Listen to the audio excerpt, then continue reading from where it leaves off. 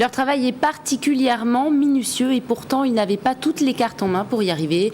Tous les jours, près d'une vingtaine de malvoyants réalisent dans un atelier de canage marseillais des objets dans le plus pur respect de la tradition des artisans d'autrefois. Michael Flores.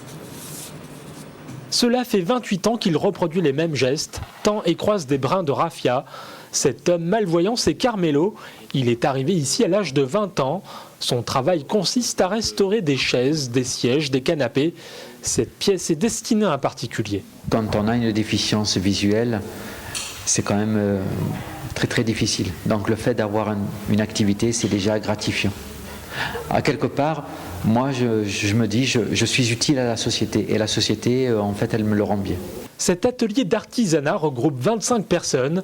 Pour 28 heures travaillées, elles sont rémunérées entre 50 et 70% du SMIC, en plus de leur allocation adulte handicapé. L'intérêt premier, à mon sens, c'est de fournir du travail. Il y a des personnes qui sont reconnues comme travailleurs handicapés et qui n'ont pas la possibilité d'intégrer un milieu de travail ordinaire. Du travail, mais aussi du lien social indispensable. Dominique, lui, a perdu la vue à l'âge de 8 ans. Il travaille ici depuis 1977. Et là, aujourd'hui, je fais les couffins pour la ville de Marseille ou pour les espaces verts, quoi.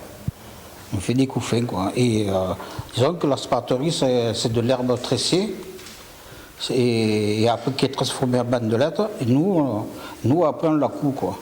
Ces pièces artisanales sont de grande qualité.